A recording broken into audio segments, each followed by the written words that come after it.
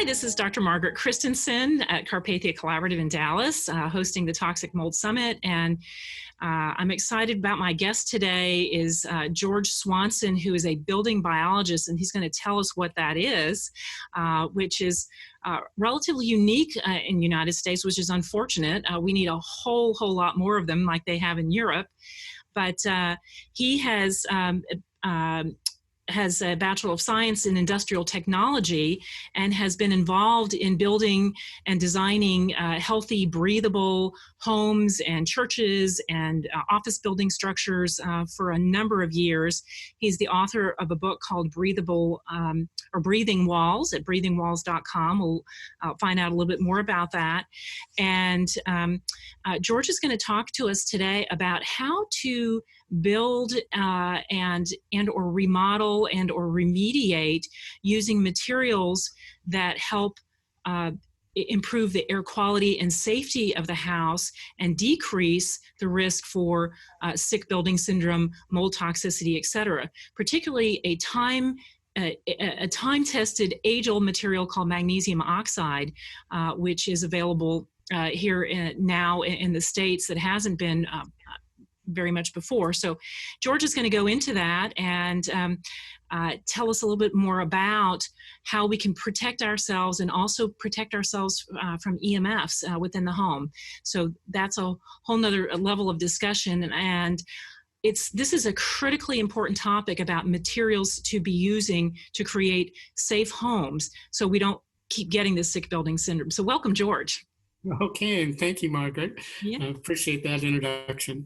And yes, it's an incredible challenge, and especially for our clients who have traveled and have done some research, they're quite shocked about the lack of these materials in America and the general lack of awareness. On a world scale, the good news is that this is a hot topic talked about everywhere, and solutions have been forthcoming, mainly from Europe and from Asia. So it's been, quite an unfolding process. I got certified in building biology way back in 1991, when it was almost a non-topic, but it's improved quite a bit, and our availability of materials has gone way up. And that's the most positive part. And of course, the awareness of why we need these alternative materials, why we shun materials like plywood, particle board, and drywall is still not well understood. Now, one of the things that's really helped is the modern green building programs. We now call them the green Band-Aid programs, because they fully teach us that as we've been using these materials, assuming they were all perfectly safe for years and years, that they do not work unless you put breathing layers between them. Mm-hmm. We call them the green Band-Aids. And all they do is prolong the life of dead materials that have no capacity to convert moisture into vapor. Mm-hmm. So the first 60 odd pages of our 300-page book called Breathing Walls goes into the deep physics of how do you convert moisture into vapor. And we always like to point out in the lectures that any culture that made it over 300 years figured out all of this, or they didn't make it. That's a good point, yeah. Materials have to convert moisture into vapor. Bone next to tissue in the human body converts 2 quarts of water a day into vapor, and you're not wet.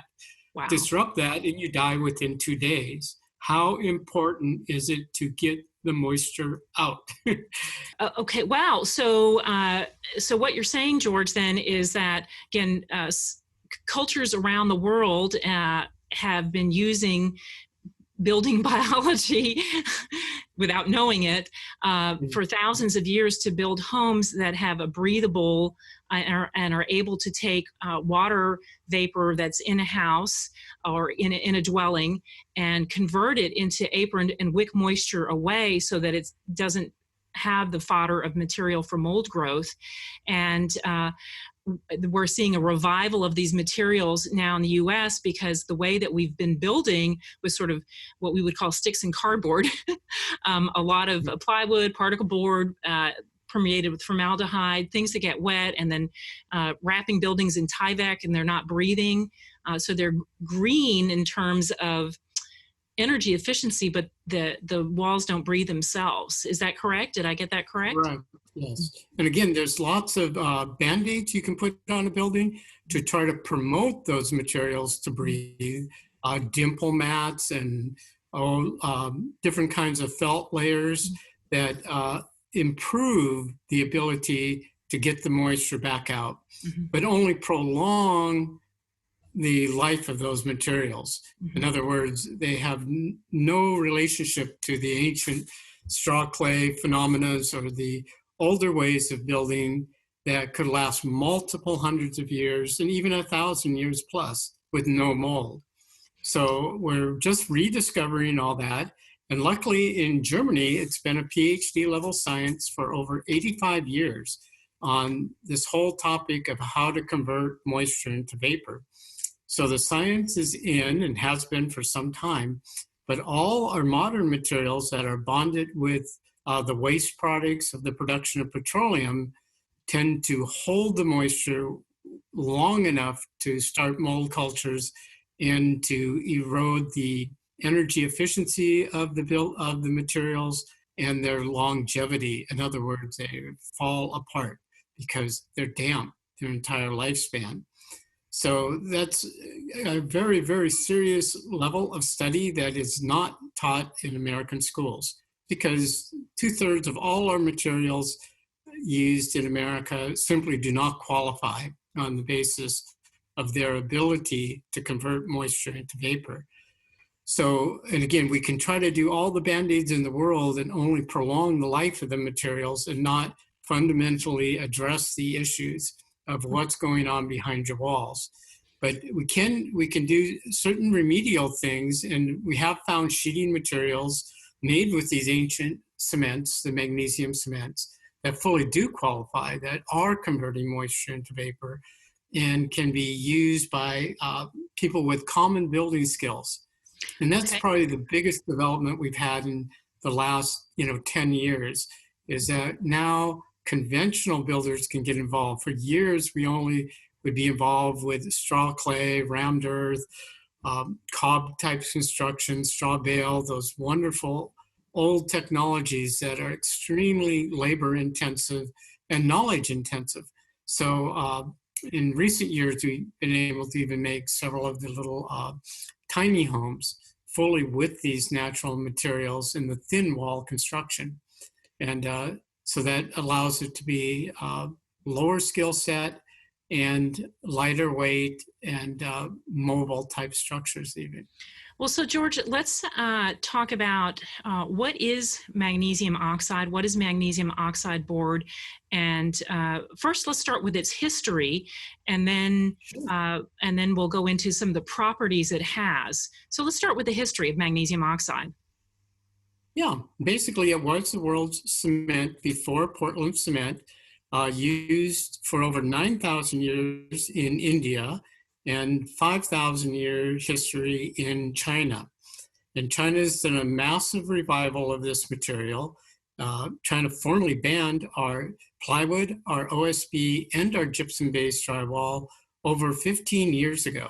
And not one news article appeared anywhere in North America when a country that was doing 70% of the world's construction banned these materials, although they're still making it for the rest of the world. And of course, their enforcement is terrible, but at least officially, the 5 largest buildings in the world are covered with this material inside and out, ceiling and floors. Fireproof, mold-proof, bug-proof, and self-dehydrating within hours instead of weeks and months, and virtually unknown in America. So which buildings? Which buildings? Yeah, well, which of those 5 buildings? Yeah, you've told me that before. Oh, I don't have their names, okay, well, but Taj Mahal. The largest ones in Saudi Arabia, and in Dubai, it's like the only material that's been used for the last 35 years on all their commercial buildings. And even here in America, the largest construction project completed in 2014, the rebuilding of the Las Vegas city center that had mostly Saudi Arabian money behind it, 70-some%, was done 100%. Every square inch of over 16 million square feet was magnesium oxide, because they demanded a 3.5-hour burn rating. And they could achieve this with 1/2 inch on each side of steel studs with rock wool insulation. So it became the lowest cost way in the world to meet the super high fire standards. And unfortunately, after the completion, the American government required that the Saudis not advertise how they achieved that high fire rating, as to not compete with American products. So the good news is we're able to bring a lot of it in, and it's being produced here in the US now. Okay, so let me just review. Let me just review then. With the magnesium oxide board, it's a material, or a magnesium oxide in general. It's been made as a cement, but it's available in like sheetrock. And we'll talk about the different ways that it's available. Yeah, but it's a material that has been used for thousands of years all over the world, and is it's mold proof. It turns water into vapor. It's fireproof. It's bug proof. It doesn't get eaten by termites, and it lasts for hundreds, if not thousands of years. Multiple hundreds of years. Yes, I got involved in China. They have the largest restoration program in world history going on in China right now, restoring the ancient monasteries and temples, and they disallow almost all Western materials to touch those buildings. They were all made with magnesium oxide, as was the Great Wall of China, the terracotta soldiers, all of it was magnesium oxide. In other words, a cold ceramic that uses between 1/10 and 1/5 the energy to produce than Portland cement, causing none of the CO2 problems, actually absorbs CO2 at a huge kind of scale. They've actually calculated that if you sheet a home with a 1/2 inch of this material, it'll absorb over 2 times the amount of CO2 than if you left the lot natural green.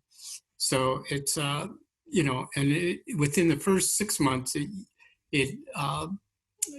what would you say, remediates the full amount of energy it took in terms of CO2 in just the first 6 months of it being up. So in other words, not only is the magnesium oxide have the property of, again, converting water and moisture into water vapor, again, allowing it to escape from the house so there's not a place for mold to grow, but it's also helping to absorb CO2, again, so that would even be from the occupants in the house, so you can improve the whole air quality of the house. And my understanding, it has structural properties yes, as well. Be blended to the identical structural strengths as plywood, OSB, or it can be lesser. It can be blended to a strength identical to drywall, non-structural. Right. And it all depends on what kind of matting is used in it. Most typical is fiberglass matting, but in China, it can also be basalt matting, or even hemp is used for the matting, right? And we hope that happens much more in the future. So, and there are now a number of manufacturers here in the U.S. that are producing this, and the cost has come way down. So I just have to tell a story about my own house. Again, when we bought this old 1940s house in Dallas, we took it down and gutted it down to the studs, and then rebuilt it from the inside out, again, using magnesium oxide board as the sheetrock, using hardy board on the outside, Rockwell insulation. We'll come back to insulation in a minute, and also hardwiring it inside to help with EMFs as well. So these are, George helped me figure that out, knowing that I was, so mold sensitive. Again, how to create a house that is much more helpful and friendly for the folks inside. And I can tell you that we had a big leak in our air conditioning system that went on for about, 4 months before it was noticed in terms of coming through the mag oxide board that was on the ceiling, and not one spot of mold. I had, folks come in, and there was no mold on that, even though the material was actually wet because there was so much dripping. So thank you, Right. George. Yeah.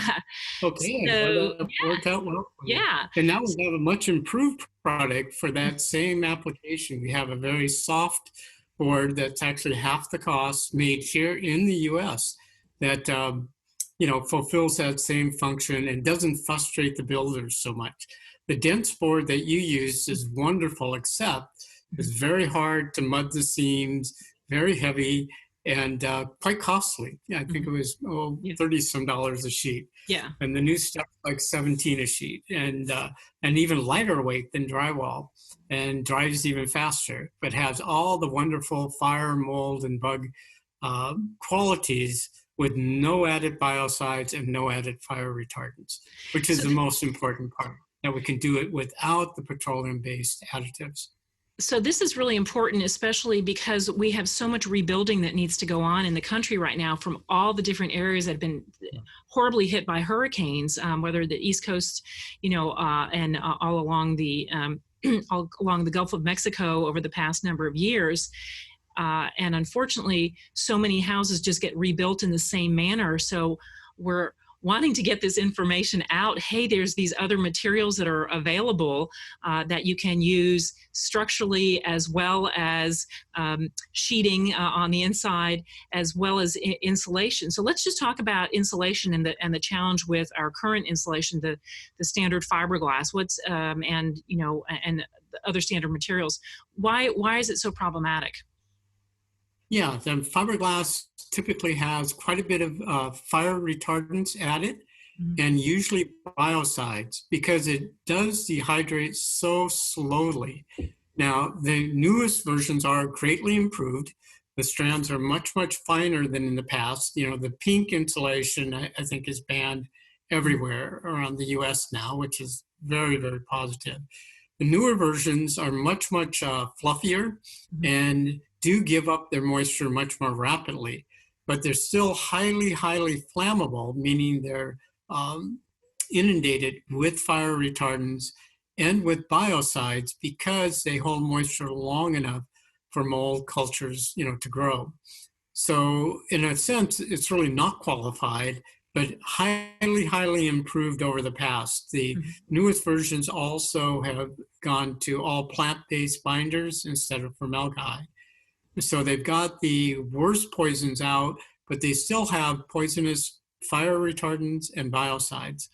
And they still retain moisture much, much longer, several times longer than the most popular rock wool that's now available in a non-formaldehyde bonded version as well. So what you were saying then is, again, the standard insulation that we've been used, the pink stuff and the fiberglass insulation that we've used for the past, 60 years in this country plus, is much more flammable, and it gets wet really easily. And once it gets wet, it's hard for it to dry out. So it becomes fodder for the mold. So then they put chemicals in it to also help prevent it from catching fire and from getting molds. But once it does get wet and the molds do start growing, part of what's off-gassing is those chemicals. So yes. along and with the mold, very dangerous when they're wet. Yes, they become active the minute they're damp, and they stay damp sometimes for months and months on end behind the wall. So it's perfect breeding ground for mold. So, and one of the reasons that if you have a good inspector come into your home, they should be doing thermal imaging of your walls and using a hygrometer to measure moisture levels and moisture content as part of a good inspection. Is that correct? Correct. Yes. But a good insulation can be slightly damp, because there's always a condition. We always talk about how every building will have a water event someday. Leaky roof, a minute pinhole in a copper pipe that isn't detected for months and even years because it's so small. And the insulation has to have the capacity to be slightly damp without growing mold and without causing, much worse damage. Hmm. And with the magnesium oxide too, let's talk about that. Again, not only is available in sheets like sheetrock and then thicker boards that can be used on exterior of houses, kind of like hardy board is used, and hardy board is another material that we can talk about. But it also comes in powder forms where you can create pastes and sprays to put on material. So can you talk a little bit about that? You had to spray all of our 2x4s in our house. Exactly. Everything behind the wall, including the electrical and plumbing, we typically mist with a light layer of magnesium oxide and superfine medical clay, kaolin clay, the same clay potters use for making their glazing. And those two combined and then watered down to the viscosity of normal paint just get misted on everything that can hold a water droplet in the future will be improved by having a naturally bonded layer of clay on it, especially if that bonding element is also fire, bug, and mold proof. In other words, it's an ideal glue. So we use it extensively that way. And there are other minerals we can blend with it. Potassium silicate mineral primers and paints also blend very well with these mixes to enhance more fire protection, more bug protection, and faster and faster release of moisture or conversion of moisture into vapor, just like packing clay on your skin. So we mist everything behind the wall, right? And then put in the mineral insulation and then the magnesium boards. Right. So again, rock wool insulation is, I mean, again, it's a very old-timey insulation that was used a lot in the past. It can settle, so how it's put in the house is important. But and the new versions of it, it's now highly improved over the past. They no longer use any percentage of formaldehyde to bond it, and they fluff it up way better, kind of like they did with the fiberglass. And now it's in bat forms, so it just friction fits between everything. So we can get very tight fits, no paper on it, of course. You know, that's a mold trap. And and it doesn't itch anymore. So it completely changed its image. It's actually the fastest growing insulation type in America now.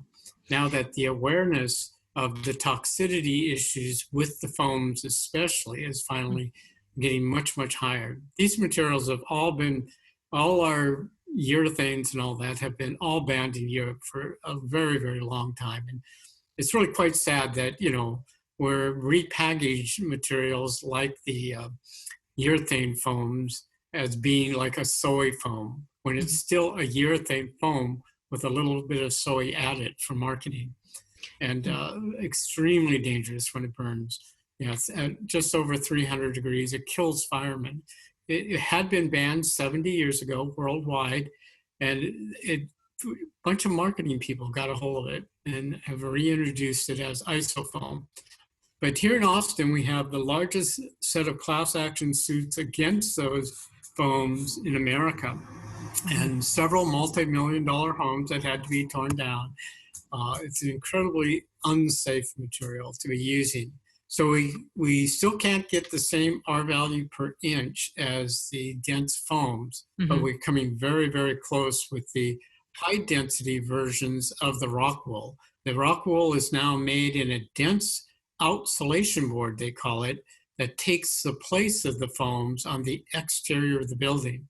It's even scored so you can even stucco directly on it. It's so dense. And they got very close to an R7 per inch on this. So it's actually the highest. It's just as high as any of the foams now.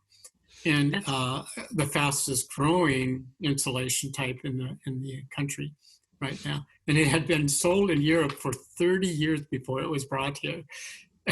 And they just predicted they could never make money in America because the awareness of this was so low. But now all you have to do is type in EFIS lawsuits, and they're the largest class action lawsuits in construction history in America. for slapping styrofoam or urethane foam sheets on the outside of your building. And then stuccoing only with plastic stucco. The only thing that would stick to the plastic was more plastic.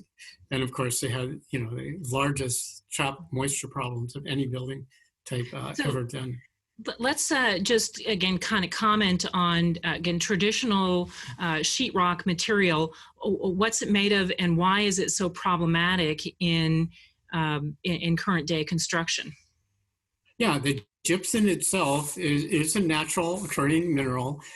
Unfortunately, a lot of it being sold, and especially what's called Chinese drywall, turned out to be a German company is paying all those lawsuits. And no such thing as they just had a Chinese branch. But yeah, they allowed up to 90% of it to be fly ash and other unspecified fillers. So that was very powerful.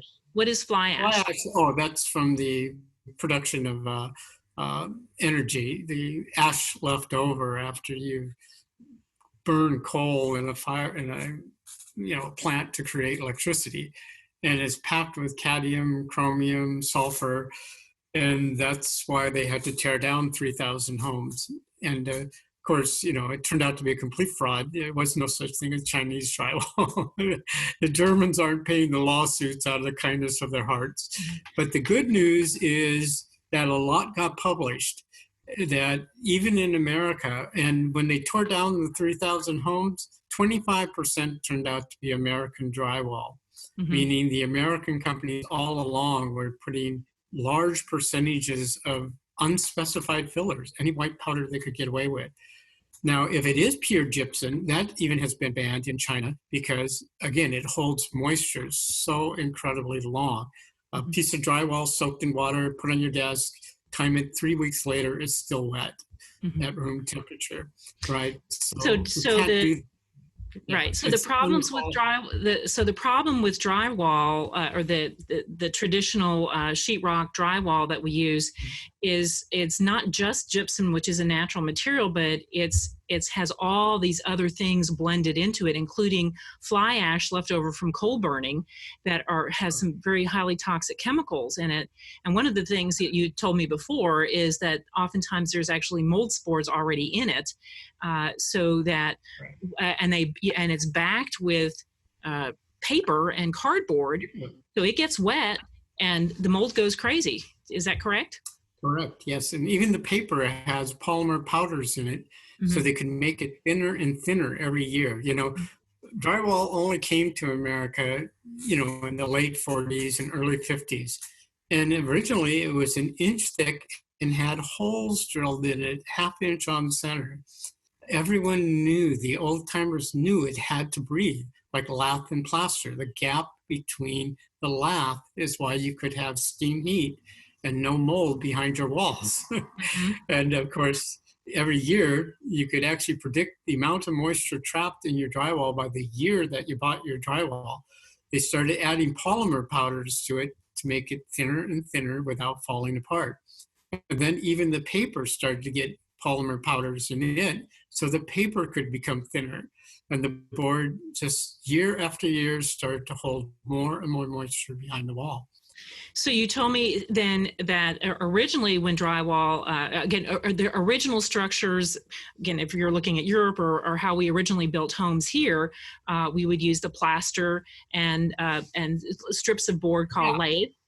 So lathe and plaster, but that again was a breathable material. When drywall first came, again, it was gypsum board, but it had lots of little holes in it, so it could breathe.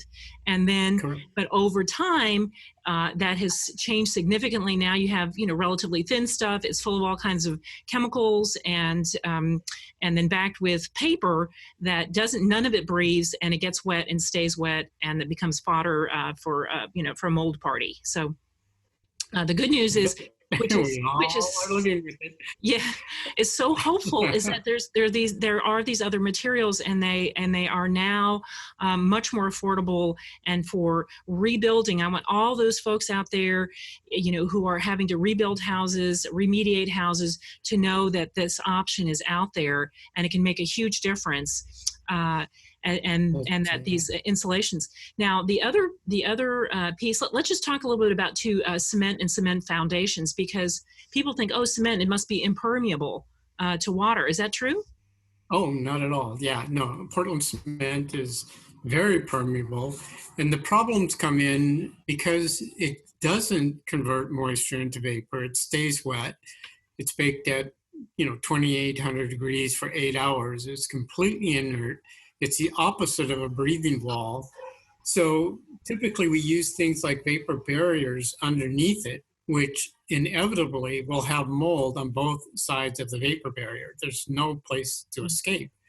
So that hasn't worked out well. So we have protocols where we can use different kinds of aggregates underneath the slab that allow the moisture to flow through and filter paper instead of vapor barriers, slow down the hydration of the slab so you keep the full strength.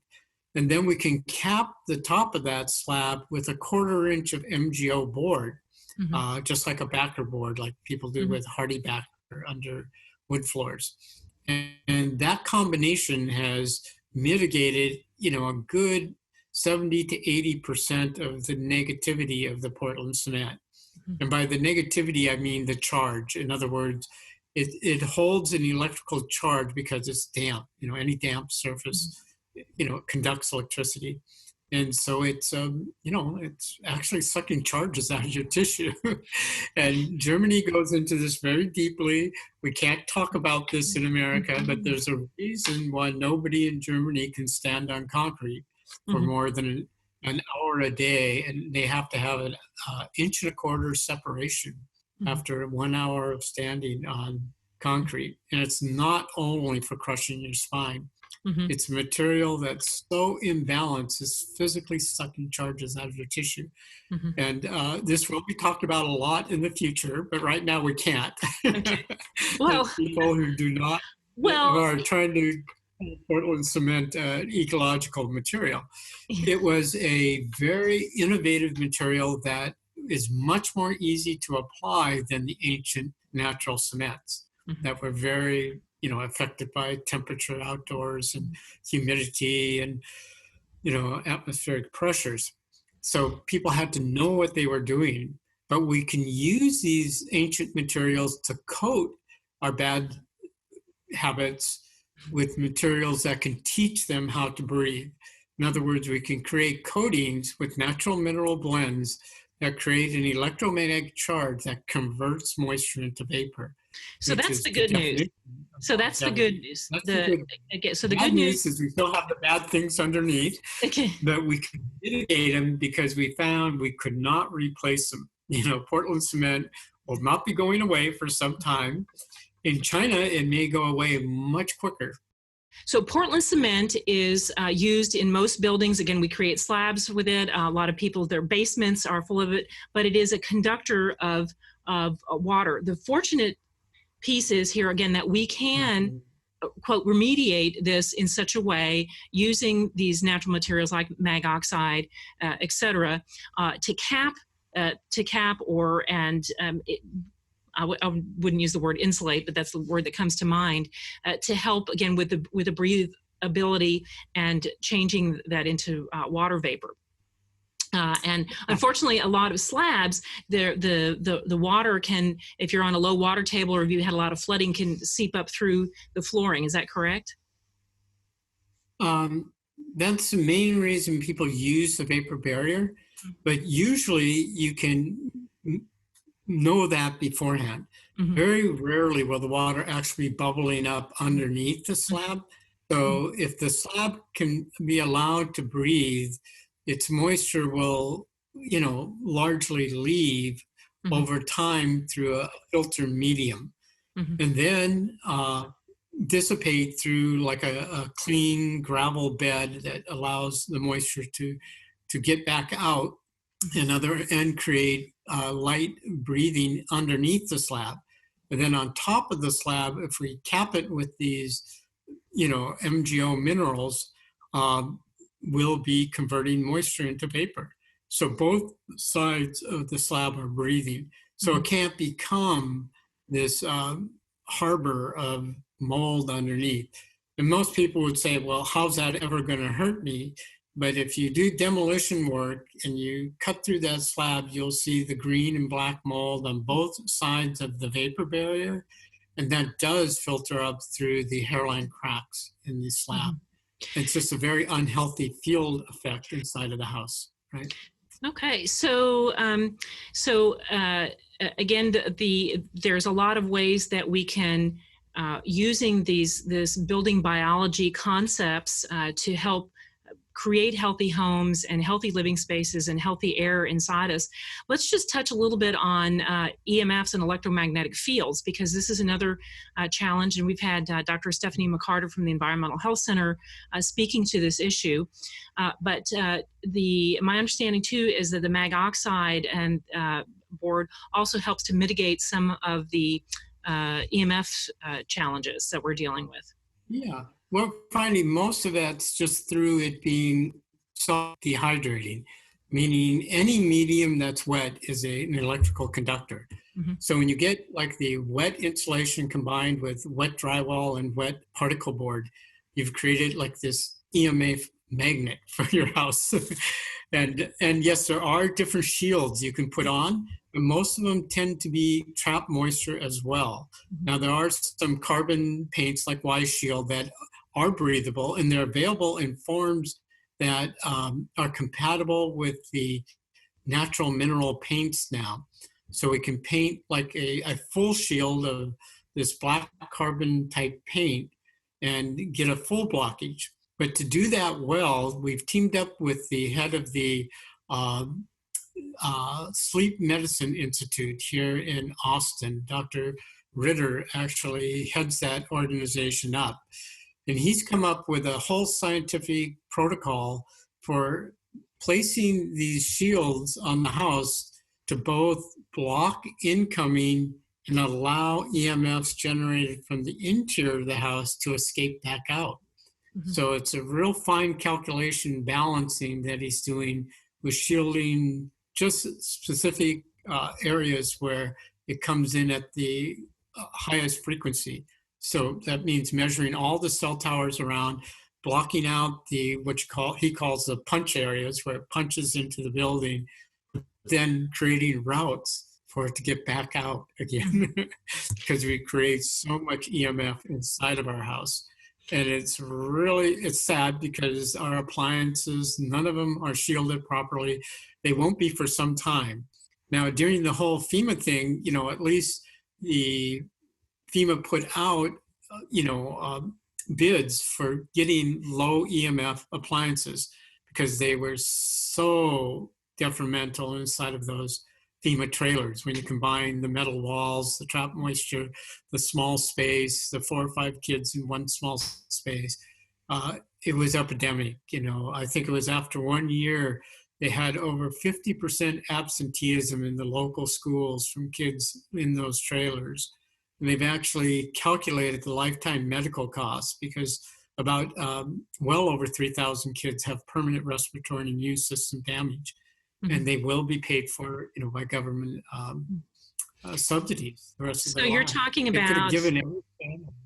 Yeah, what happens when you neglect all these issues and put people in things like FEMA trailers?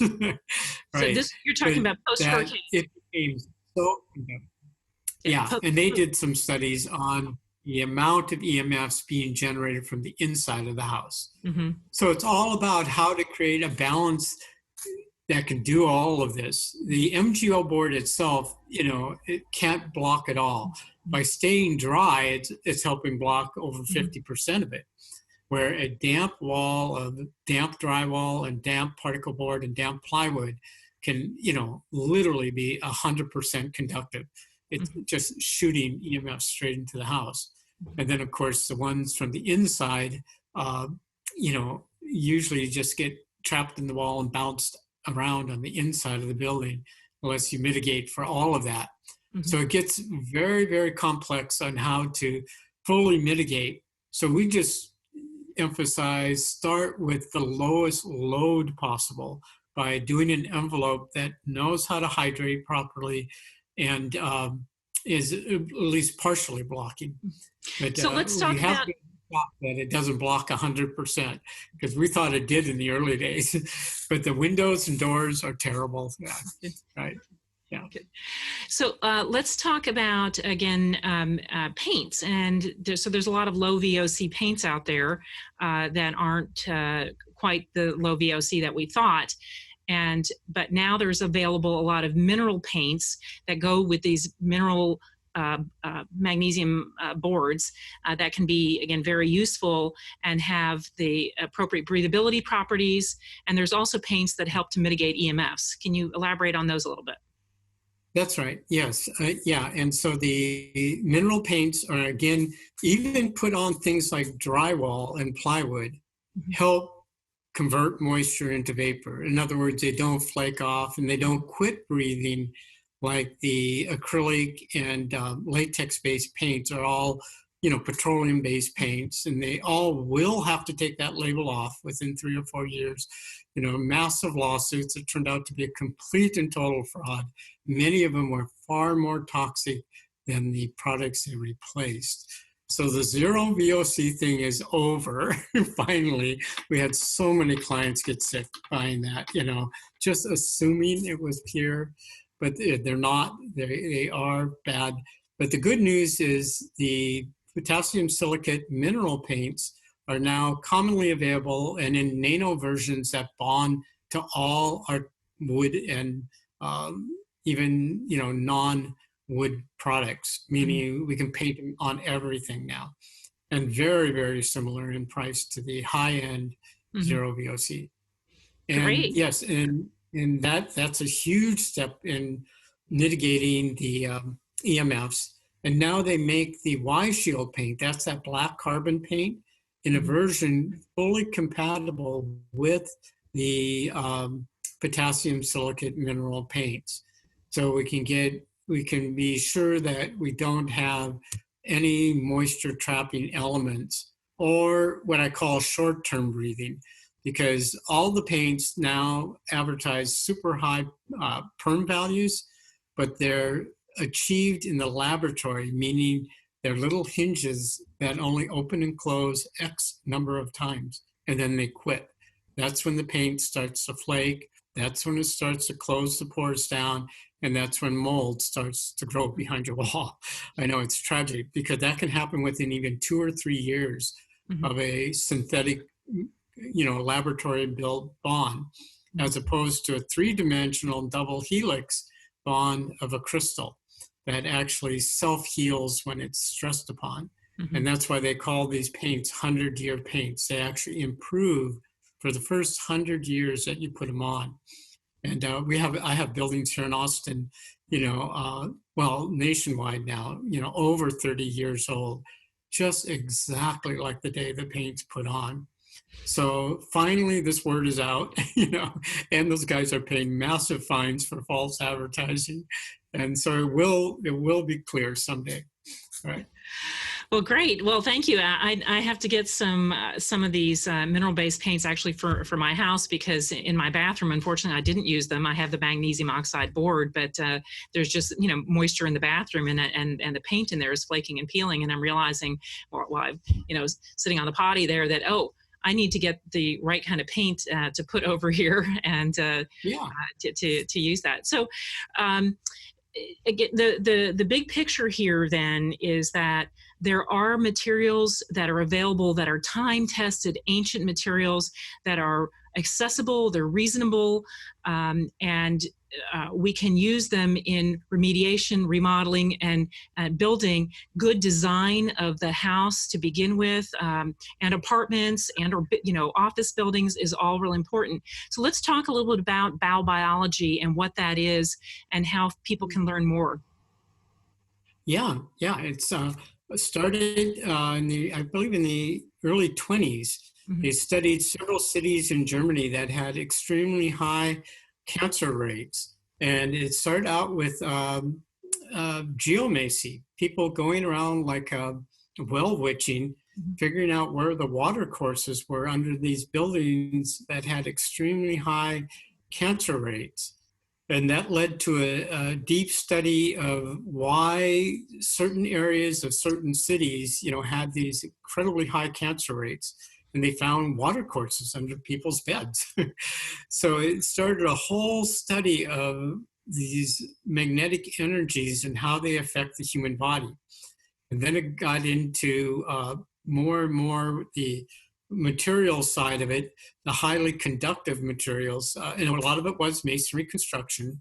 So they were conductive type walls. But in the early days, most of them were, double wall construction. Around the 30s and 40s, they started doing more and more single wall, poured in place concrete buildings all through Central Europe, but primarily in Germany is where most of the studies were done. And they found those buildings had even the highest cancer rates of any building ever done. And more they're able to relate it to the moisture conducting issues of the poured concrete floors and the poured concrete walls. So a huge effort was put into how to neutralize those negative effects. And the main material they came up with was magnesium and clay treated wood chips made into blocks that trap about 50% air, that are 1/3 the weight of concrete. In America, it's called Faswall. In Canada, it's called Durasol or Nexcam now. It's been in Canada over 130 years, a major building form, barely getting traction in America. But that even neutralizes only 1/3 of that typical full 12-inch deep wall. Towards the inside is filled with concrete and ideally plastic or basalt rebar. And that fully mitigates all the negativity of the concrete by having these clay magnesium treated wood chips surrounding each of the concrete cores that run both directions like a waffle grid. You end up with a wall much stronger than solid concrete, using 1/3 the materials that isolates thermal mass to the inside of the wall. So we can charge that wall for 30 minutes and keep Great. the house all day. Wow, that's pretty amazing. So, but what is the definition? What is the definition of biobiology, and what is that the study of? And how can people learn more about what that is? Oh, yes. It's simply the study of the relationship between human physiology and the built environment. And there's a wonderful website. You can now take over 2/3 of all the certification programs through the web. And typically, I think central office is still in Clearwater, Florida. And it's kind of the American version of biobiology. In Germany, it's a big PhD level program. Yeah. And what is that website? Oh, just buildingbiology.net. So buildingbiology.net is where people can learn more about this concept of how to create breathable buildings, how to create safe spaces for humans to live, because it's how humans are interacting with their environment. And how many people in the U.S. are certified as biobiologists, as building biologists? I believe there's only around 600. And how many in 85,000 in Germany.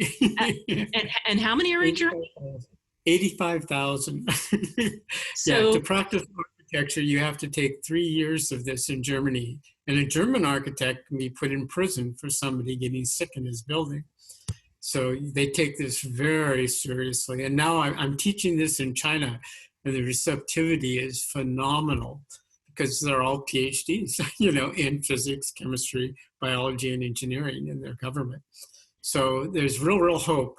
I wish it was local. There's not a single public school in America teaching it, because if they did, the architects would become liable. And of course, with the number of toxic buildings in America, that represents billions and billions and billions of dollars of liability. But So we're here's not going to do it for a while.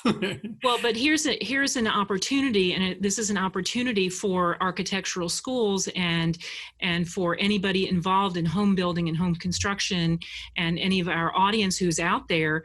There is a desperate need. So I don't know if you guys actually heard what George said, but he said in Germany there are 85,000 architects and builders certified at a PhD level in this biobiology, and in total in the US there's 600. So right there's a huge opportunity for somebody. Yeah, And it's coming. We know it's coming, yeah, because it can't be hidden for long, yeah. And when So China embraces this in this big way, looks like they will be. And of course, they, in the restoration of their temples and monasteries, it's hands down. They just will not allow these modern materials to happen. I think that'll be the tipping point.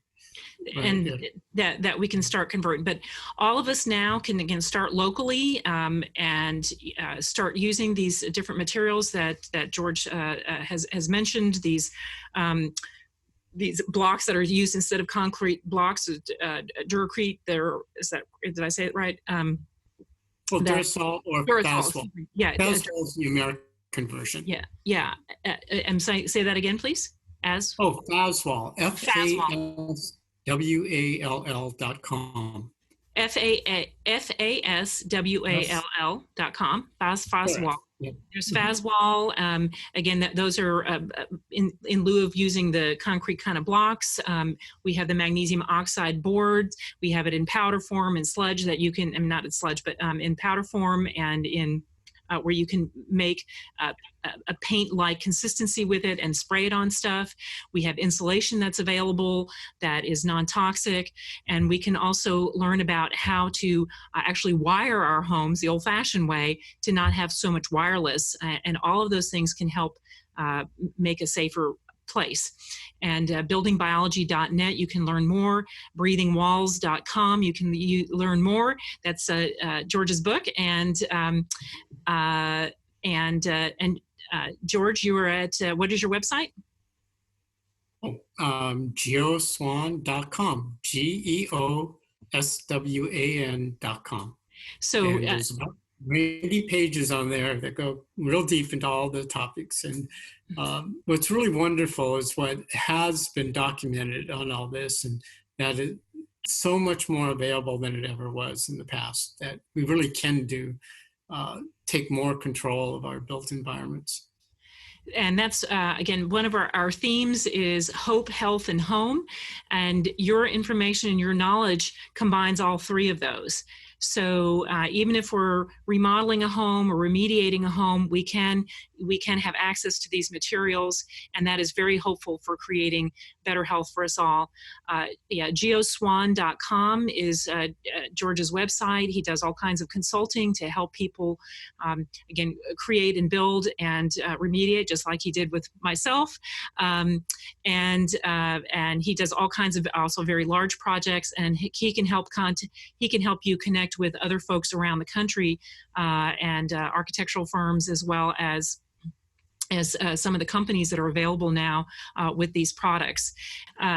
George is available for doing consulting at from several hours to a whole giant project. But we would recommend that, again, folks, before doing any major remodeling or remediation project, or again, certainly building a house, would like to emphasize consulting with a biobiologist, building biologist like George, to help you make the correct decisions moving forward. So thanks a lot, George. This is hugely important for everybody I've been talking to, and all these mold inspectors and remediators. They'd like never heard of magnesium oxide. I'm like, oh my gosh, you're going to have to listen to George. So we thank you so much, and look forward to your next project. Okay, thank you much. Bye-bye.